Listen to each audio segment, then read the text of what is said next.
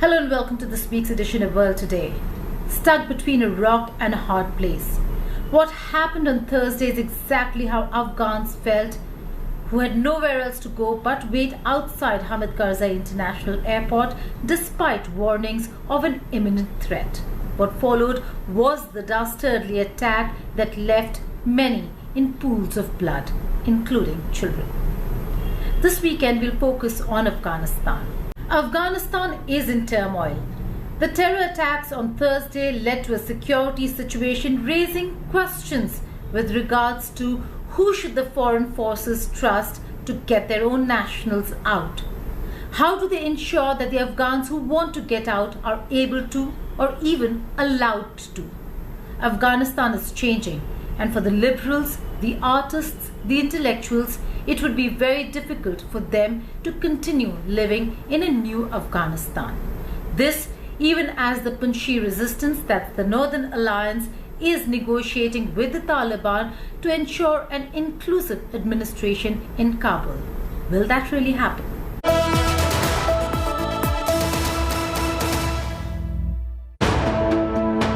Hamid Karzai International Airport was a site of bloodbath on Thursday. A nightmare.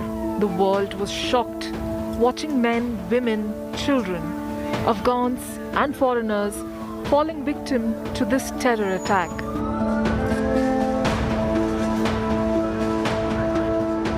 Intelligence agencies of various countries say there could be more such attacks, but that has not stopped people from gathering outside the airport. That is the sense of desperation of Afghans. They are not allowing people inside the airport. From one side there are Taliban fighters, then there's foreign soldiers preventing people from entering airport. The Taliban has pinned the blame on ISIS, Khorasan, but there is general skepticism in acceptance. To those who carried out this attack, as well as anyone who wishes America harm, know this: we will not forgive. We will not forget.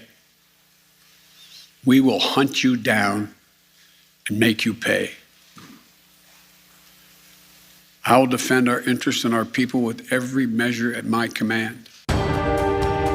The deadline for troop withdrawal remains unchanged. August 31st, the Taliban will be in full control, and those Afghans who have become prisoners in their own country will have little choice but to follow their version of the Sharia. They should switch their profession if assessed against Sharia.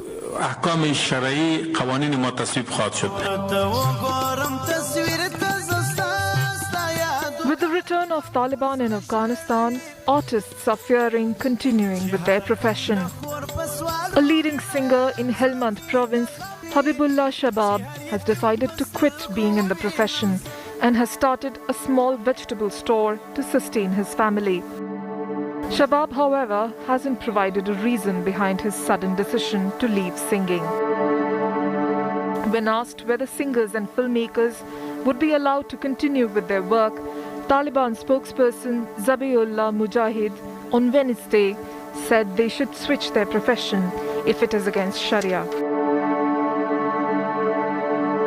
Habibullah Shabab's decision to quit singing comes about a week after Afghanistan's biggest female pop star, Aryana Saeed, confirmed that she has escaped the country. This is happening even as a resistance is growing in Panjshir Valley, led by Ahmed Masood, 32-year-old foreign-educated son of a guerrilla fighter, Ahmed Shah Masood. Several top officials from Ashraf Ghani's ousted government have joined Masood in the valley.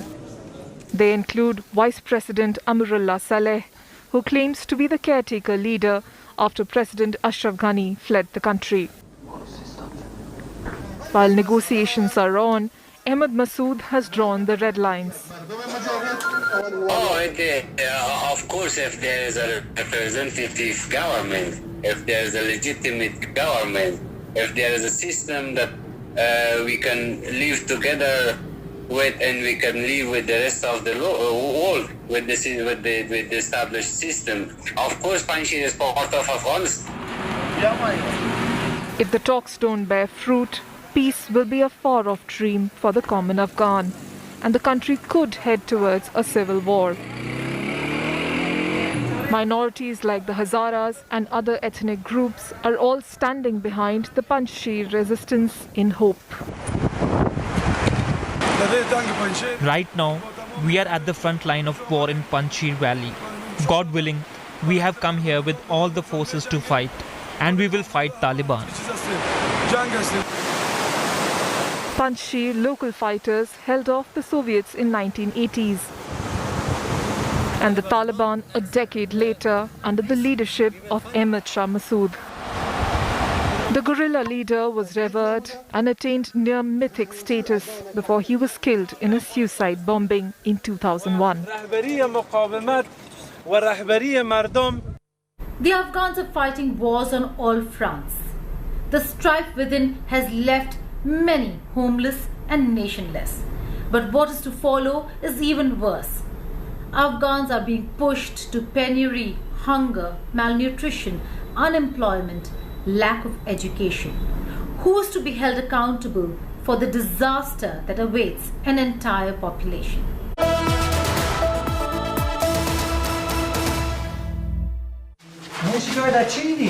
The World Food Programme needs at least $200 million to help the people of Afghanistan as the country is about to enter the lean season.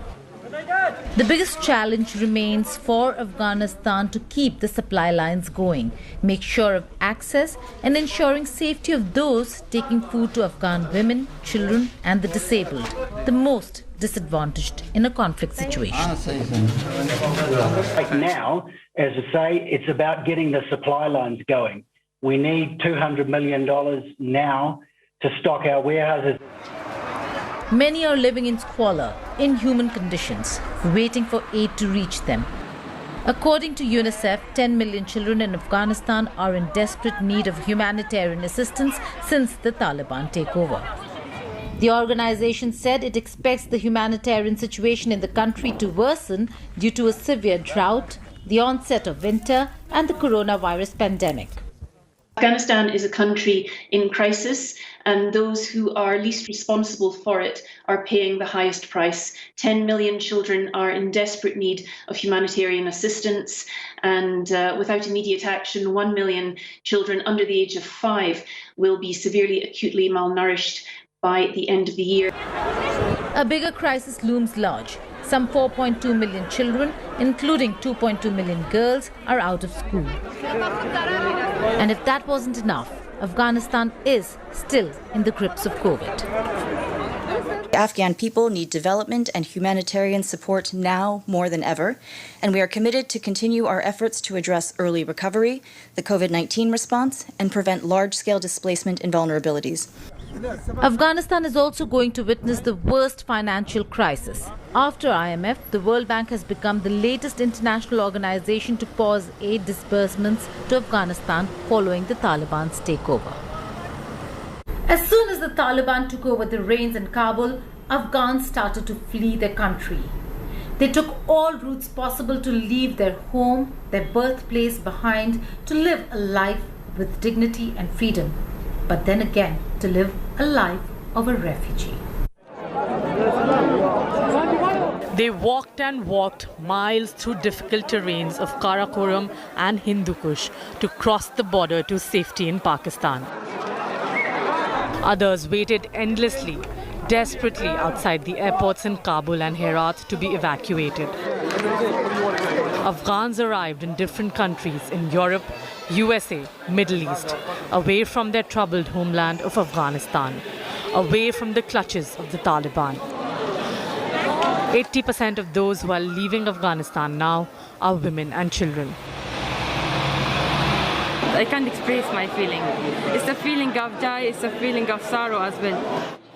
She's happy because after sleepless nights and surviving a stampede among failed attempts to enter Kabul airport for evacuation, she and her family found their way to safety in a foreign land as they became another set of Afghan refugees. I feel happy that I saved my own life, my family life, and we just feel safe. But instead, in this other side, I just feel also sad. Since recently, I have just left my homeland, the where which I was born, which I grew in.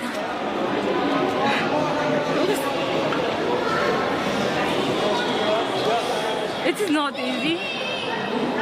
But let's hope for the best, for our homeland as well. Sorry for this. Till a few days ago, she was an activist with an Italian NGO working for women's rights in her homeland, Afghanistan. But as soon as Kabul fell to the Taliban, she decided to leave her home with her family. They were to be evacuated by the NGO in coordination with the Italian embassy. But for 3 days, she failed as she unsuccessfully tried to enter the Hamid Karzai International Airport. The NGO invented an emergency protocol dubbed Operation Red Handkerchiefs. They formed WhatsApp groups made up of Afghan staffers, translators and Italian staff. Information on Taliban checkpoints, open airport gates and smartphone geolocation of people to be evacuated were shared, and each group leader was asked to wear a red handkerchief on their wrist to be recognized. Evacuees met very early in the morning. They formed a very compact group in order to stay together in the queue, and so once they recognized the person with the red handkerchief, it was easy to extract the entire group rapidly. She returned to the airport for a 4th time to help the Italian military police recognize and evacuate people with red handkerchiefs tied around their wrists. And as she was evacuated, arriving in Rome on 23rd August with the 3 sisters and 2 brothers, 5 of the 9-member robotics team of Afghanistan arrived in Mexico on 24th August. The bright young girls who were once celebrated as the trophy symbols of girl education in Afghanistan are now refugees on a foreign shore. Thank you so much. We would really appreciate it if you have the opportunity to help others to come to Mexico. Thank you.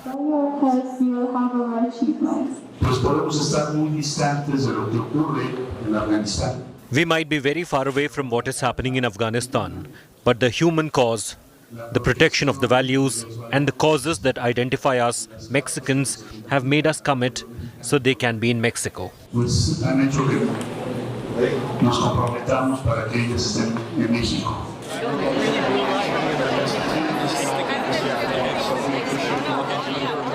Just 4 years back, they made headlines across the world when they participated in the first World Robo Olympiad in the US in 2017. Recently, they had been on a life-saving mission to build a ventilator from used car parts and help their war-stricken country battle the coronavirus pandemic.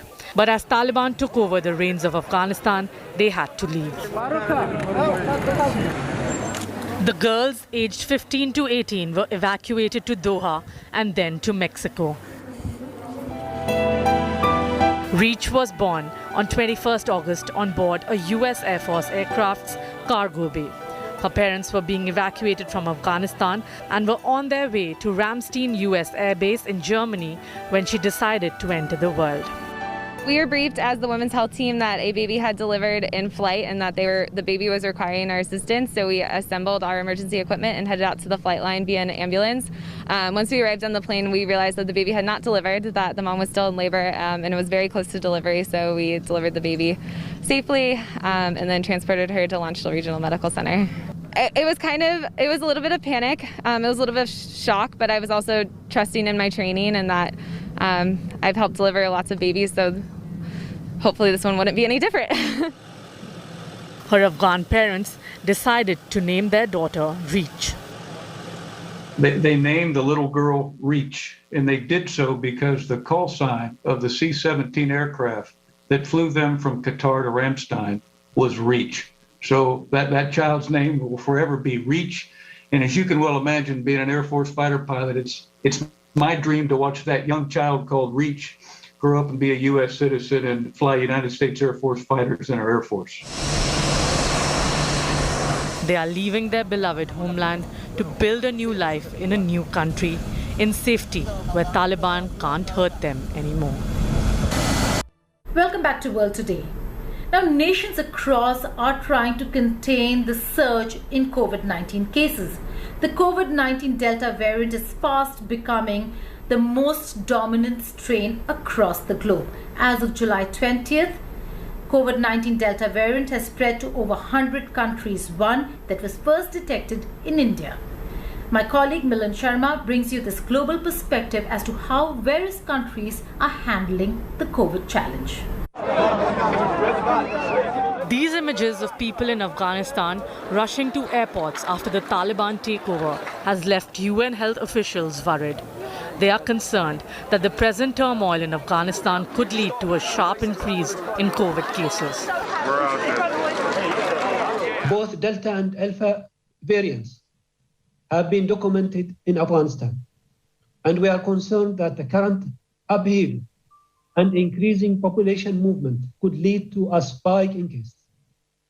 With less than 5% of the population fully vaccinated, the conflict is impacting COVID-19 vaccination across the country and delaying routine immunization, which could lead to further outbreaks. Israel continues to struggle despite its successful vaccination campaign and the rollout of booster shots. New daily COVID infections in Israel are approaching record levels. Government of Israel has decided to offer booster shots to everyone above 30 years this week. We have the experience from the past. We were the very first to have the vaccine, so naturally we are the first to have the third. And I have no concern about the effects or side effects or something like this. And again, I think it is very important to get the vaccines and save the older people in the country. Greece tightens restrictions on the unvaccinated, stressing that more than 90% of the COVID-19 patients in Greece's intensive care units are unvaccinated.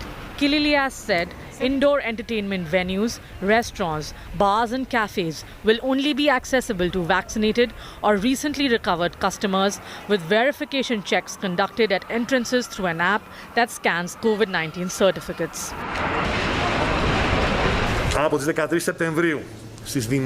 From September 13, only those who have been vaccinated and those citizens with symptoms will be able to take a test for free at public COVID-19 testing facilities, and an identity check will be carried out. Those vaccinated will not be able to get tested at a public facility for free before traveling, going to work, university or elsewhere. As I've already said, they will have to go to private facilities. Delta variant is doubling hospitalizations every 18 to 19 days in the state of Washington in US. The state health officials say the surge has stretched and strained regional and rural hospitals that are facing their highest levels of occupancy, as there are no critical care beds left, with more than 1,346 people hospitalized this week. Japan has suspended use of 1.63 million doses of Moderna vaccine after contamination was found in unused vials, raising concerns of a supply shortage as the country tries to accelerate vaccinations amid a COVID-19 surge. The health ministry said contamination was reported from multiple vaccination sites. Some doses might have been administered, but no adverse health effects have been reported so far. Even as the world struggles to vaccinate and fight against the Delta variant, new studies show that vaccine 2 doses provide just 6 months of immunity that starts to reduce in the due course of time. And some nations have already made a plan to give out booster doses, while some are still struggling to bridge the demand and supply gap between vaccinations for various countries. At this point, the WHO is concerned that each country needs to do minimum amount of vaccinations ultimately to help curtail the COVID-19 pandemic. With Hitesh Kumar in New Delhi, Milan Sharma for India Today. That's all in this edition of World Today, but before I go, I leave you with these visuals of fireworks that lit the night sky in Tokyo as the opening ceremony of Paralympics began on the 24th of August. The opening ceremony was held at the National Stadium with no spectators due to an alarming rise in coronavirus infections in Japan. The Tokyo Paralympics will close on September 5th. Goodbye and take care.